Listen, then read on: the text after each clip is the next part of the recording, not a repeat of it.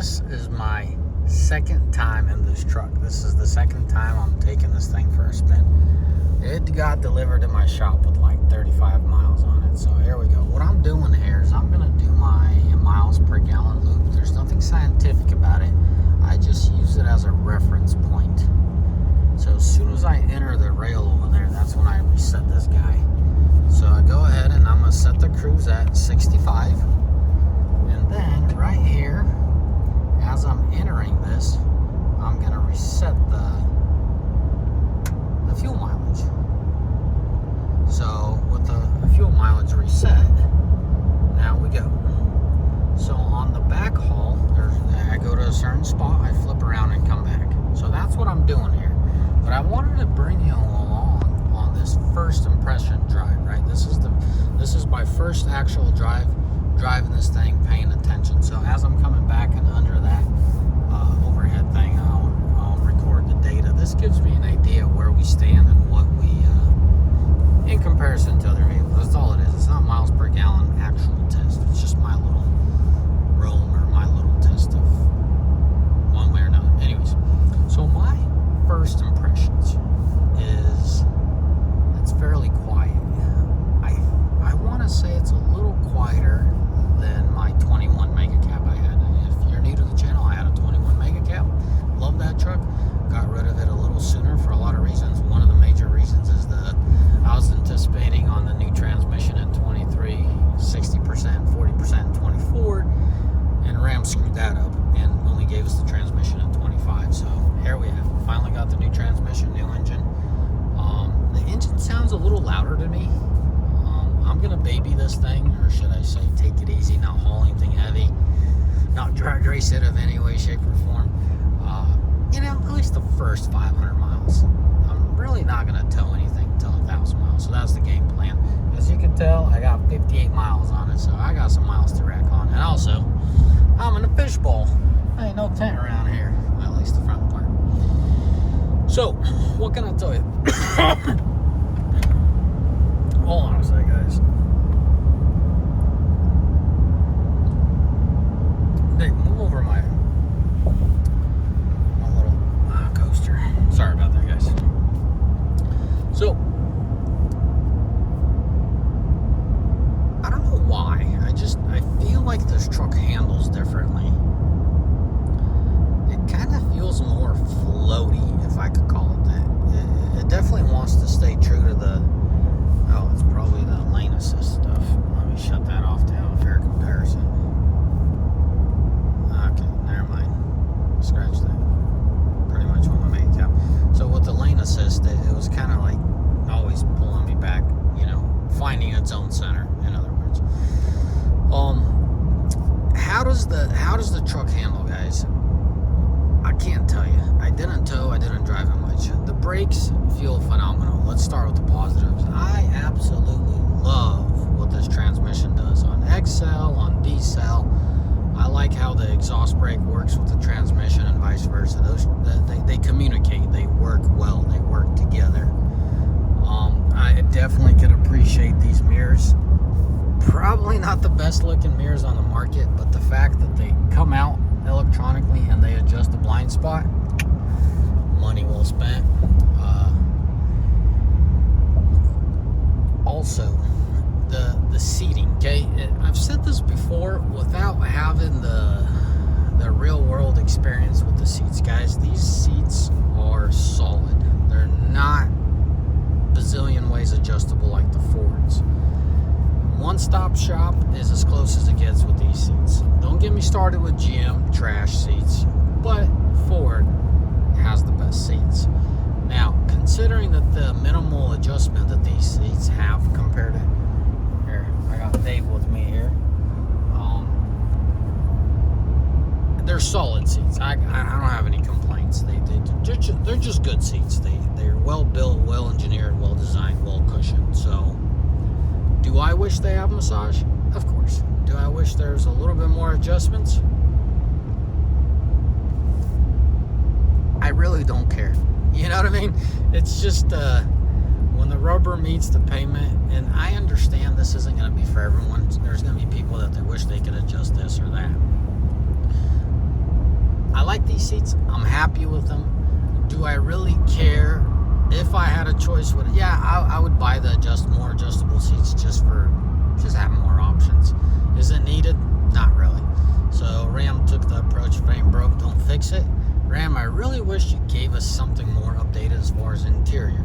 I'm keeping this video very reserved because I have a lot of excitement under the skin, under the hood, underneath this truck. I mean, there's just so much cool stuff going on. But as far as inside goes, Ram, I like what you guys did with this. Gave us a more real world look wood. They're claiming it's real. I care less. You know, the last Limited was cool. It was kind of more sporty. This one's more class. Kind of reminds me of a Mercedes more. I love what you guys did here. Handles are still good looking, and I mean, this is fine. This is good actually. All this is kind of old, and I wish you guys gave us a newer one, but I understand you guys aren't real. You're not gonna reinvent door cards because you're probably gonna swap out this cab here in about a couple years. I feel like Ram dropped the ball on the seats. These seats, that's cloth right there. That's just, come on, Ram, please knock that crap off. You took away our little light in the glove box. Knock that crap off. End of the day, we're paying for a Limited. Out of all the years, I feel like the Limited trim is the least value for your buck in this year. Yes, the quality of leather is better, but I don't know if they even gave you better steering wheel leather. I don't know. I drove a Laramie. I did drive a Laramie, and I don't recall the leather being any different. I might be wrong on that. Don't quote me on that, but I don't recall.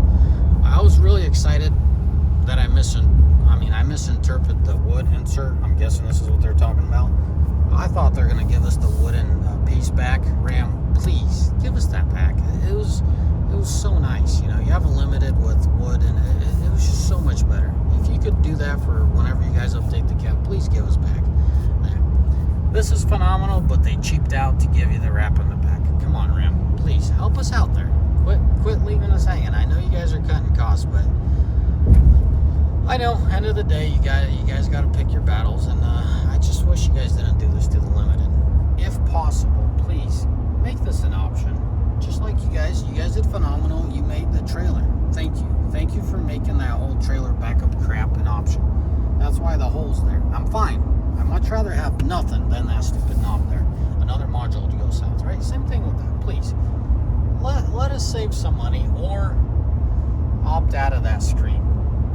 I'm pretty sure Mama's gonna feel otherwise when she gets used to it, and she's gonna love it, but I'd much rather have storage space than that screen.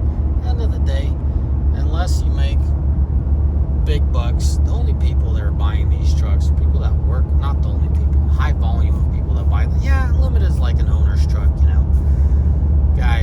a guy that wants some luxury. I get that, but like, end of the day, I don't buy this truck to ride my booty around. I much rather it in my TRX. If I had no need for a 1-ton dually, I much rather. Oh, look at that! A little bit of load, and there's some kind of vibration coming in the cab. That might be a tire thing. Yeah, I think that's a tire thing. So that's why this video is so important, guys. This is a genuine, true first drive. Like I told you, I took it up on the highway, got it off the drive. That was my first drive. But this is my real first drive where I'm paying attention to stuff, and I'm actually, I'm gonna give a quarter throttle just to see what this thing does. Wow, I wish I gave you guys different gauges. Oh, you saw the 23 boost, right? Back we go. 65 miles an hour. So for what it's worth, you guys got a glimpse of it. There's my miles per gallon. Cool. My feelings, my emotions. I'm back home, guys. This is where I'm most comfortable. I genuinely love this truck, and it's just, I'm happy. I'm truly happy to be back in this truck. This truck kind of has me cringing. It has something going on crank. Sometimes it fires right up. Other times, most of the time, it takes a long time to start up.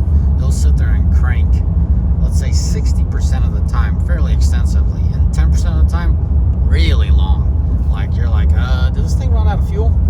So, in other words, I really hope it's not having fuel issues, but something really feels like either the lift pump or the low pressure pressure, high pressure, or there's some kind of fuel leakage. There's something going on. It might be just the crank positioning sensor not picking up the right, because a couple instances, because I started to shut this thing off at the shop a lot because my guy's really curious as well. Other times it's like it starts cranking, it fires up halfway, and then it quits giving it fuel, so it continues firing, and then it initially fires up. When it needs to, yeah, it has to be the crank positioning sensor, because when the computer commands it to fire, it's a clean fire, but it's no telling, when it's gonna fire. Maybe 2 times it fired right off like I think it should be, and then the rest of the time it's kind of all over the board. Once or twice it cranked for a while, like it was like I'm like, whoa, what's going on there? And it finally fires. I honestly thought it would time out and not fire. So there's something going on. It might be a program, it might be a sensor thing, but without any diag or anything, there's something going on with the crank positioning sensor, if I had to guess. Now, there's no check engine light, nothing that I can see. So I'll keep you guys all updated about it. Can't tell you power, right? I'm not towing heavy. I'm just idling along for this thing. 2 PSI is nothing. So that's where it's at. That's what we're up against. Now let me continue my impression with this interior. I like what you guys did with it. I could care less for wireless chargers to a certain extent, but I really like what you guys did. It's a very improved charger. Love it. Kind of wish if you guys would have given us a cubby. I know that space is very small, so you're probably not going to be able to fit a lot in there, but it'd be cool to get the cubby. But I'd much rather have this than some knob for turning backup trailers and dumb stuff like that. So yeah, the feeling for this lever thing, I'm understanding why people are having a hard time reviewing it, guys. It's very light, it's very easy, it's plain as day as far as that's electronic. There's no real resistance, no mechanical feel to it. That's the best way I could put it. It doesn't bother me. It is what it is. I appreciate and applaud Ram for leaving this shifter where it's at. Some people frowned upon it and complain, but nothing wrong with the shifter. Thank you, Ram. You did phenomenal there. I feel that Ram cheaped out on the leather. It's kind of like coarse grain. I don't know if I'm describing it right. They did that pretty cool. Oh, they did this really nice. They did this armrest. They knocked that armrest out of park. So you have this leather, right, where you lean, and this is really nice. And that's really nice. I did not opt for distracted driver. There should have been a little icon here or there. I did not opt for that. That's an option. So thank you for not shoving that down our throat. We have a radar cruise. We have lane assist. That's all. Oh, I wanted to underline this screen. Love it. I did not care for the 14-inch initially, and I still don't care for the size, but I very much like the fitment of this. It's just more, it just fits better, as stupid as that sounds, but this 14-inch is definitely a thumbs up what they did. I like this 14-inch a lot more than the 12-inch they had going on. Initially don't care for it, but the way it fits and the way it's much better. It's cool. Definitely a plus on that one. Yeah, I wish I had mechanical buttons down here. I get it. Aesthetically, this looks a lot better. It's more customizable and whatnot. Yeah, I think I already told you. It's missing the option to back up a trailer, which I'd much rather have nothing than a stupid knob there. 4 auxiliary instead of 6. I don't recall what my other mega cab was. If it's 4. Dave, do you remember what that other mega? 6. The other mega cab was 6. Yeah, David noticed the 4. 4 is better than none, but I already have all 4 of them preset, meaning I already have in my mind what I'm going to do with them, right? One's going to be air compressor, one's going to be an air horn out of all the things. Shoot, what's the other 2 that I was going to do? I know I was going to do lighting, but I can't recall what I was doing before. No, radar's going to be piggybacked off of that. Anyways, guys, so all 4 of those are already occupied. I should do a video on my parts that are sitting there in my, well, what would I give you? I already have wheels ordered. They're American Forces. They're black. They're milled. Mama made fun of me, so I just bought wheels. I was going to put bigger tires on these wheels and call it a day, but I definitely see it. The front end's so bulky on this thing. It needs a stronger stance to kind of... Mama knows what she's talking about. I was just trying to go cheap, and I'm like, okay, whatever, that's not gonna work out. So we got some American Forces ordered. We're going with Falcon AT4s. We got those in stock, and we got a 4+ gallon air tank. We have an air compressor. We have a switch standalone unit. Then we have a divider valve for the airbags. We're going with Firestone airbag 7500 and an air horn. Air horn's one of those things I always wanted to do. Just pull the trigger this time. Never got to around another time. So back to this truck. Oh, the cab. They changed something. I'm convinced at this point they changed some insulation while they're doing the wiring. I love what they did with the controls of the mirror. I think they changed up some insulation. There's something. There's some material being rubbed as I'm turning left and right. I haven't looked underneath, but what I'm guessing they probably put a sleeve over the collar. No, I'm not saying right. So the shaft that goes through the firewall, I feel like they put a sleeve over that. I don't know, some material, some leather, fake leather, so it takes out even more noise coming in from the firewall from the ground is what I'm guessing they're doing, because there's noise coming when I take it left and right. My biggest gripe about the interior is them cheaping out on this. You know, putting the cloth. Oh, okay, we clocked at 20.6 under that overhead. So 20.6. That's our average, Dave, isn't it? Oh no, my 23 Ford came in at 21 or 22. So it's not bad. It's not the best. It's not great. My Ford 22 or my 23 Ford came in at 21 or 22 miles to the gallon, which is a little stronger than this. But end of the day, you know, once we get the starting issue, it might not improve anything. I know this truck's going to improve on fuel mileage once we break it in. Okay, let's vary the speeds. That's one thing you need to do when you got a brand new vehicle. Okay, why are you downshifting? There's absolutely no need for that. I want to find the settings so it shows me the gear next to the D, and I'll do that here once we parked in a little bit. But as far as the exterior, I love the way the hood looks from the outside, but the inside, it's a little too dramatic. If I could, would I change it? Probably not. Well, what they could have done what they did in the TRX. I wish that's how they implemented, but never here. It's not a downside. It's nothing that I would quote unquote change. This I'm really tempted to change, right? It's just bothers me. It's just a principle thing. That, whatever. On the exterior, the back end looks cheesy. The back end looks small. So the front end's bulky, the cab is bulky looking from the side, but the bed is kind of small. So by giving it those bigger wheels, bigger stance, I think we're gonna offset it and balance, kind of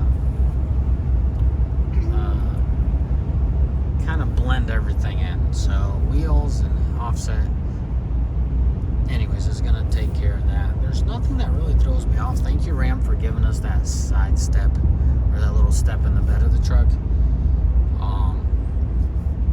You know, it looks, let's just call it like this. It looks old and plain on the outside. Now, on the inside, under the hood, under the truck is where all the party's at. Alright, let's get this exhaust brake going. So we got manual on. We're lightly on the brakes, trying to tell it that we're trying to get in this engine brake. So I'm off the brakes now. Oh, shoot, I wish I had the little gauge there that shows us how much it's working, but you can hear it. It's still working. Oh, thank you, Ram. Look at you go. Ooh, that's money right there. It ran the exhaust brake all the way to 13 miles an hour, so that's phenomenal. I love that. Love me my exhaust brake. I bought this thing to tow, so I'm very geared towards towing. It's not an average Joe's truck where he just kind of pulls his booty, you know, drives his booty around and then never really tows much. This truck has a lot of shoes to fill, you know, family hauler, personal rig, and hauler, freight hauler, should I say, trailer hauler. So, oh, I love that. I love that. Thank you, Ram. You definitely, man, remember I told you that exhaust or that transmission's really in tune with the truck. Guys, I still haven't learned how to use these, so that's not what I want.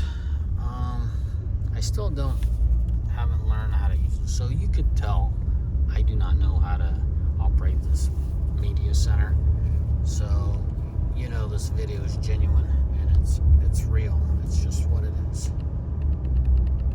So you scroll left, right, and then okay to edit. All right, guys, we're gonna have to park here real quick. I want to show you the temps. Oh, Dave, did you get these temps up? Thank you, Dave. So just a cruise around town. That's kind of high, guys. Coolant 192. That's high. Oil pressure, guys. Let's talk about this oil pressure. It makes me laugh. A lot of people on forums are complaining about oil pressure. To me, this is real oil pressure. Do you realize that in the 4th gen, it's calculated off of the data in the computer? In the 5th gen, it goes off of your crank. So if you knock your crank positioning sensor in your 5th gen, right, 19s and up, all of a sudden you lose the oil pressure. Well, that alone should tell you how that number comes to be. I want to say that this is a real oil pressure, and this is perfectly fine, guys. 18 psi is fine. Probably not my coziest feeling, right? But 18 psi for a diesel idle is fine. I would like to see something between 20 and 22 would be my number. And we'll see. Later on, I'll change out the oil and I'll keep you all posted. But this is a real number. It reacts to RPM, and then there's far greater difference than what the 5th gens and 4th gens show. Those things show like, what, 32, 30 at idle, which is not true. Trans, it's just chilling. I love that. So this is on the off-road pages. Oh, that's cool. Transfer case. So that's all. Towing pages. Where's towing pages? How do you click that? That's not a whole lot. Oh, I guess you gotta set up your trailers. Makes sense. Anyways, fellas, a lot more to come. This was supposed to be an impression video, so there you have it. That's my impression as an owner. I mean, my fleet has put millions of miles on Ram trucks, and me personally, this is my 4th. I had a 14, 19, 21, 25. Yeah, this is the 25 that I just, buy for myself versus the fleet, and I actually drive myself. Yeah, quit complaining. I'm going to try to set up the screen so it gives us all the vitals instead of, this is important information, but it's not my top priority. Anyways, guys, may the good Lord bless you, and may you all have a mighty